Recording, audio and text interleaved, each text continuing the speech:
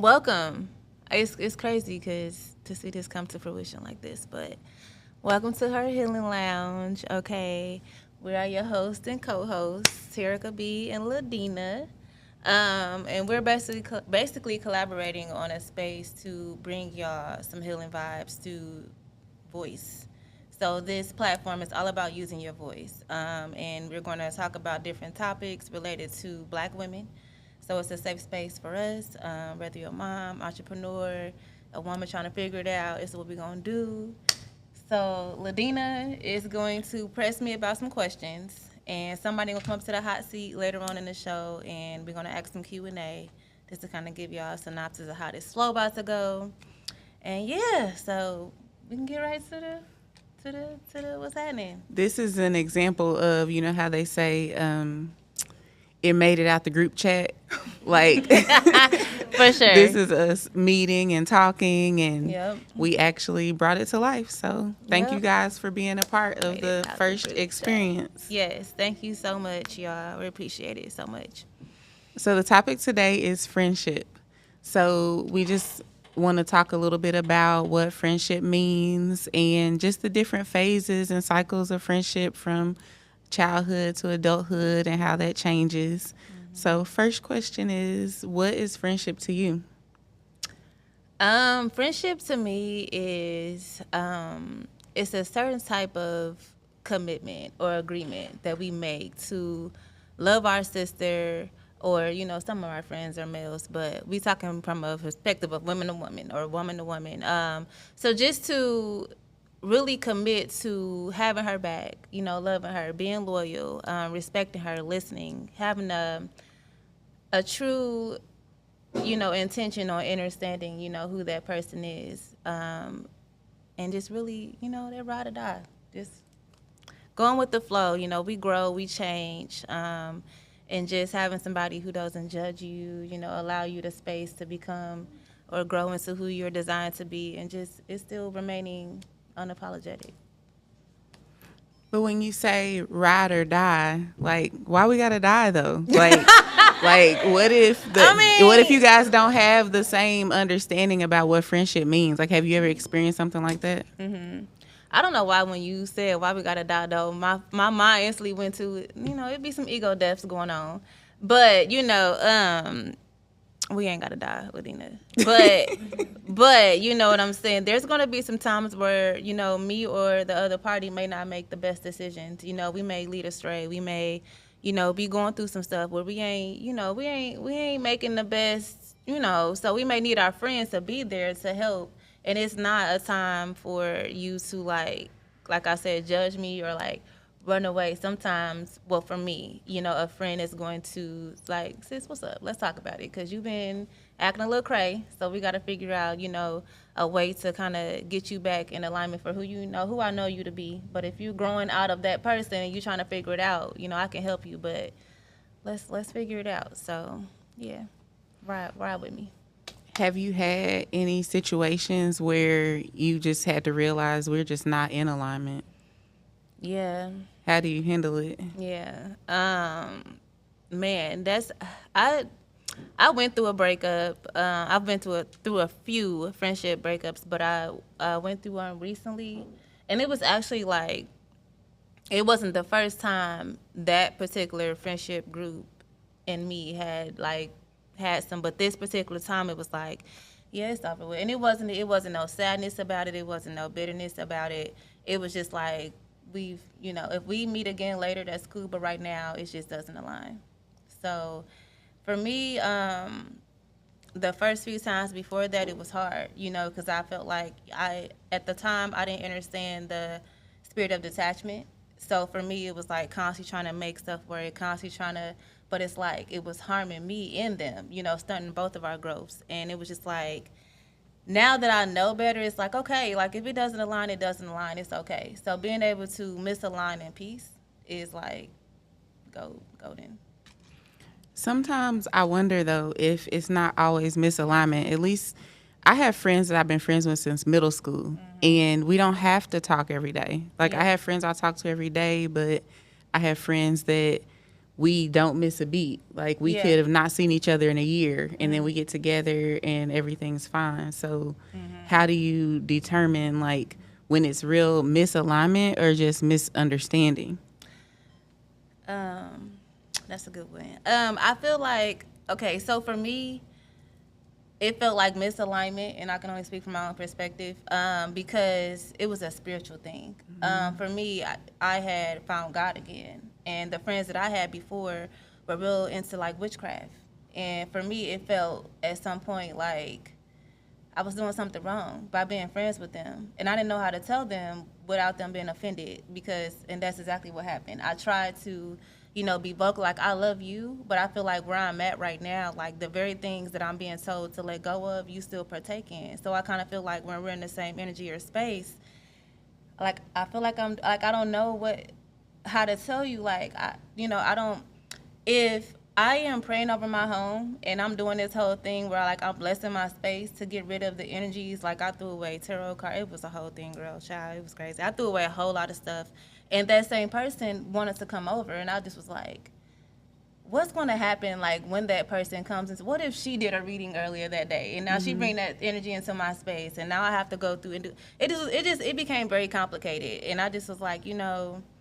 I just kind of let it flow, and that person actually broke up with me, and I was like, you know what, cool. It's it's cool. I get it, cause like I didn't know how to. I just let it fall off. I knew that it would, and I didn't know what to say, so it just kind of like it kind of did what it had to do on its own.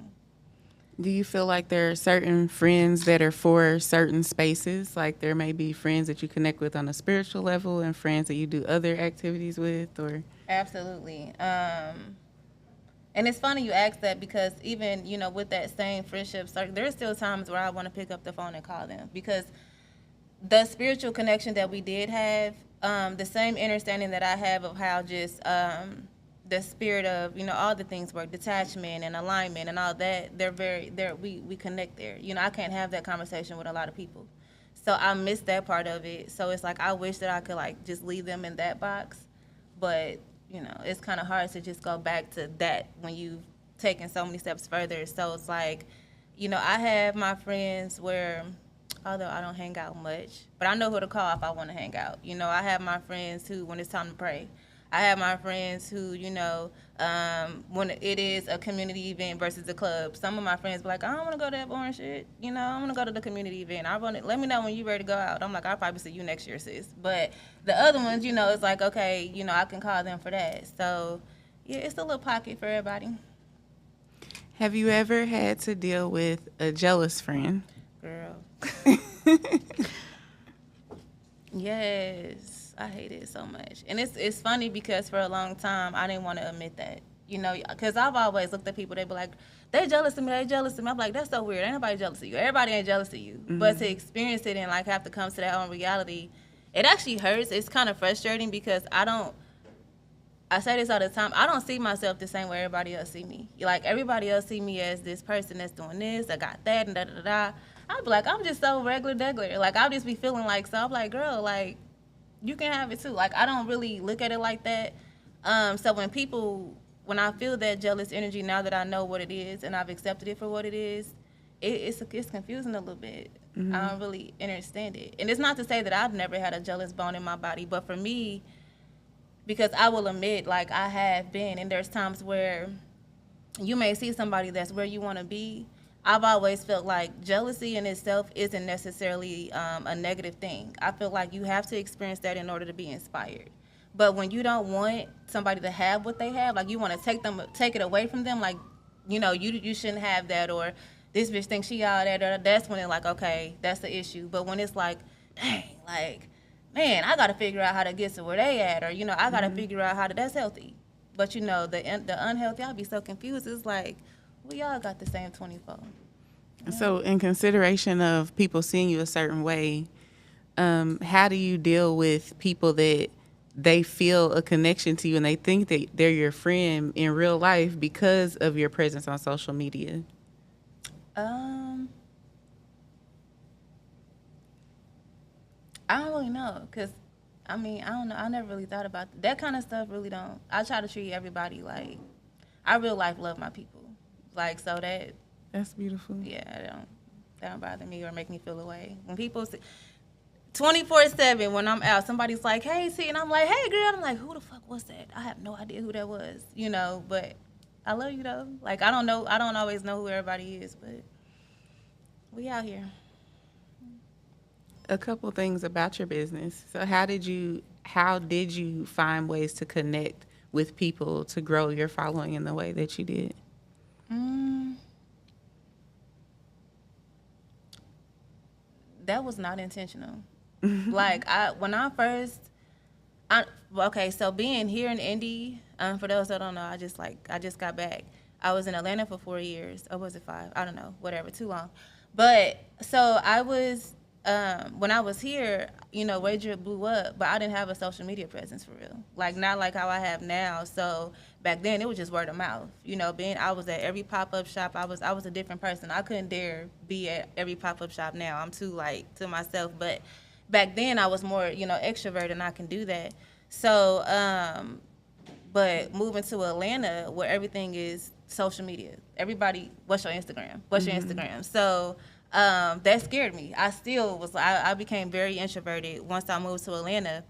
But what happened was, I'll never forget one day after class, after a twerk fitness class, my videographer was like, that one move you did in that routine, like, can you like just do that? I'm gonna record you just doing that. And it was like 8:30, and we posted it, a little clip of me doing it, and I did a voiceover, and it just went viral, and it was up after that. Like after that, I woke up to like 500,000 views. It just went crazy while I was asleep, and I just like this is what they say when your audience shows you what they like, keep doing it. So I kept doing it, and that was just that. And then I got scared. I was like, "This too many people," and I stopped posting for like months. I was like, "I don't. This is like, I don't want to feel like I'm on a schedule. I'm such a free spirit. Like, it became very, and I'm like, that's not realistic for me. So So in entrepreneurship, people think it's like you work for yourself, but you really are working for all the people that are paying attention to you. So you have so many bosses. yes, exactly. I feel like I was answering to so many people. Yeah, yeah. So, guys, this is the part of the show where we want you to join in. So, we have a couple questions for you. Who wants to get in the hot seat? So, can you tell us about a friendship breakup that you experienced? My goodness. Tell us about the time, girl. A friendship breakup.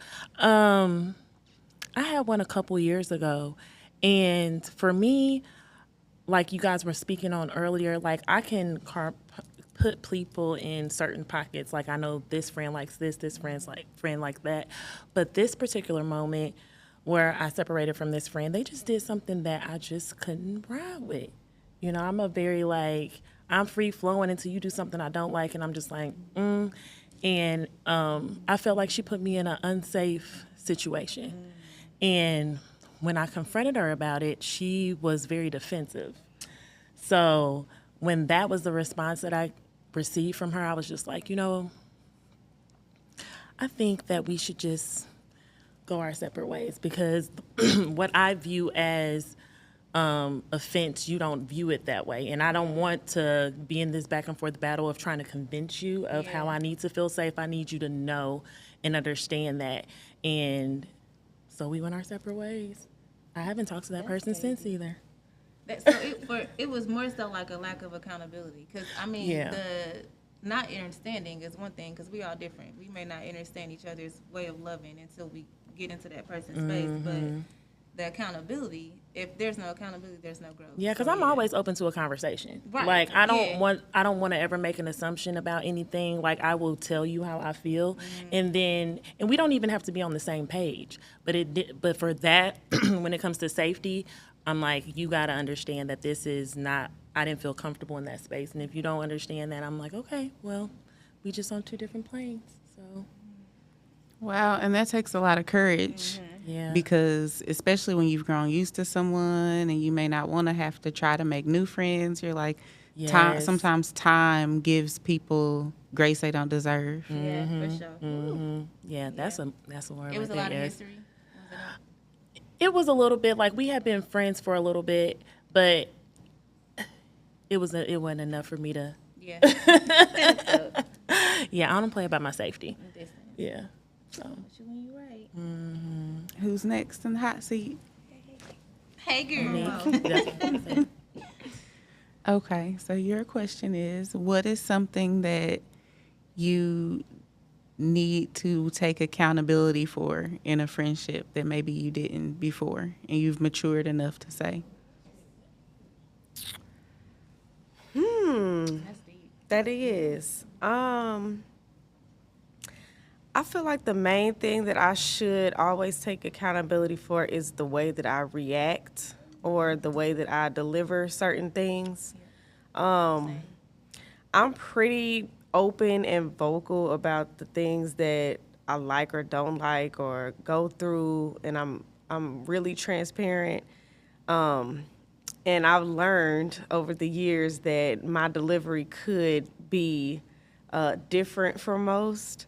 So sometimes I try to think about what I say before I say it, unless it's just something that's like it's just a quick reaction and I just gotta say it. And then like if I see it like, hurts my friends' feelings or makes them feel some type of way, I'll address it as such. Like I'll say like, okay, I might not have meant to say it like that, but I did mean what I said. I mean what I said though. I did mean what I said, but I didn't mean to make you feel, a way uncomfortable or saddened or like I don't mess with you like that. I just this made me come off like that, and sometimes I will for sure apologize if that's necessary. If not, I'll just apologize for how I made you feel, not necessarily what I said, but like I love growing moments with my friends too. Like I love like if we can just sit in some moment, have a conversation, and grow through that, as opposed to like sitting in it and just not speaking on it. Like I don't Right. I don't like harboring feelings or holding that back. So I think that's like maybe like my main thing that I feel like I should take accountability for, because sometimes I could get a little tricky with my words, but I would say that's like my biggest.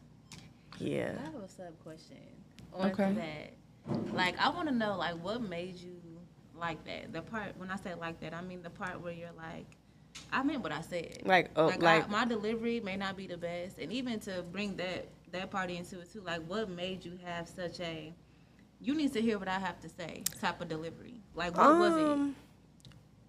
Honestly, it was probably being around my mom for so long and not speaking up and not saying how I feel, and seeing how that hurt me more.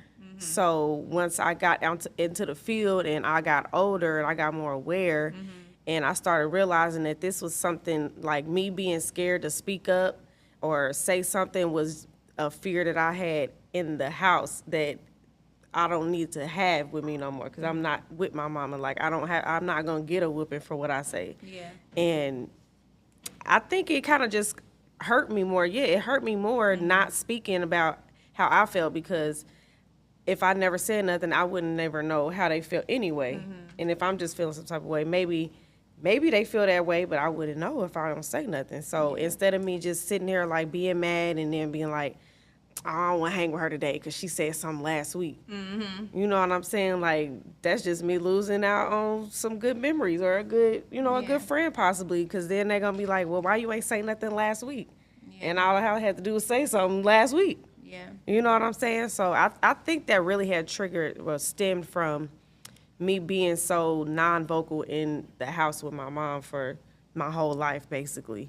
And then once I got out and I started realizing that, like, I do have real friends. I got real people that care about me.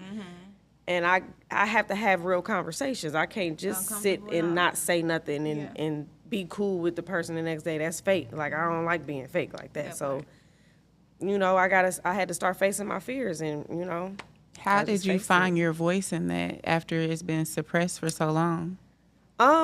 Honestly, I think I just had to go through a lot of life experiences and journeys. The plant medicine helped me out a lot. For It just told me I didn't have to be that way. I didn't have to suppress my feelings. I didn't have to harbor my feelings with anybody.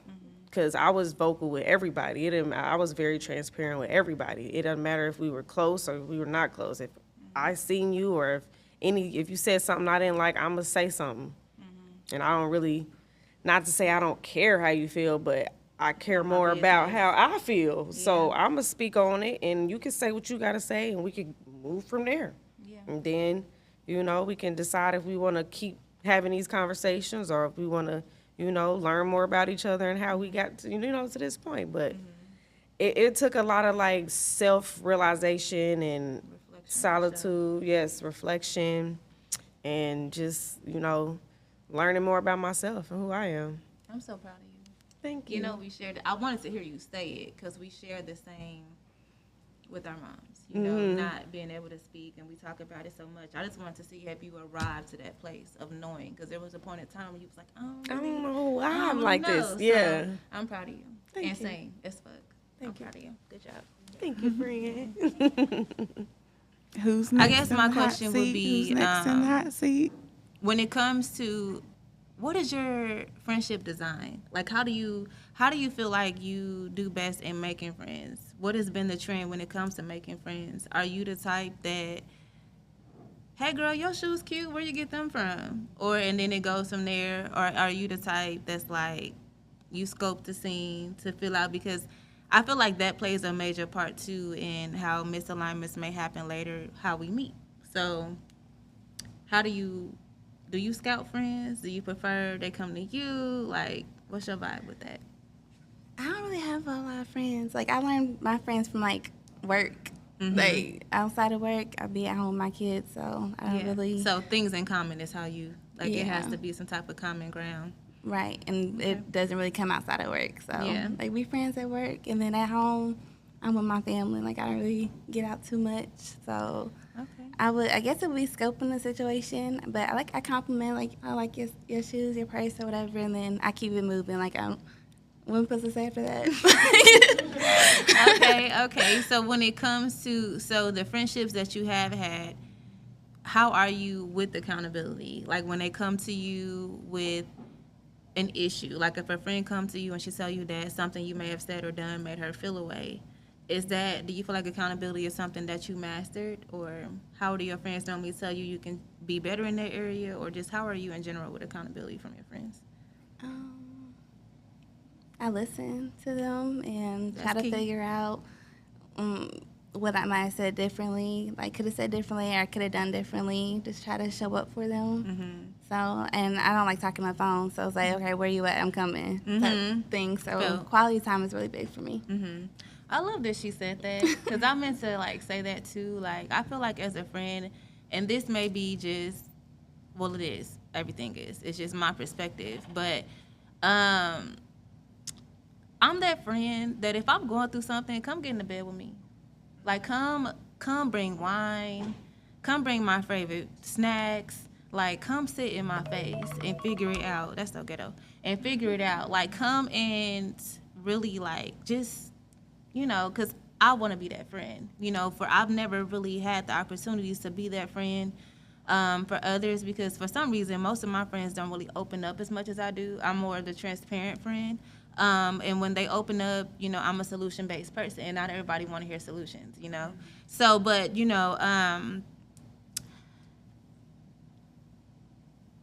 it's just, I don't know. Like, I just feel like, I ain't even gonna cap. I forgot what I was talking about.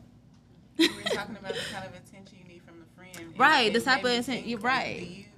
Do you think that we should pay more attention to love languages when it comes to our friends? Yeah, for sure. And that's something that's golden. That's something, right? Because that's one of mine. I am an acts of service type of girl. Like, I like to be service. So when my engine runs dry, because I am a battery pack, I'm there for everybody. I'm doing everything. And when my engine runs empty, I really like for my friends to show up for me in ways that doesn't involve a social media post, a DM, a text, not even a phone call. Like, pull up on me, come figure out what's going on, because I want to be able to do the same for you.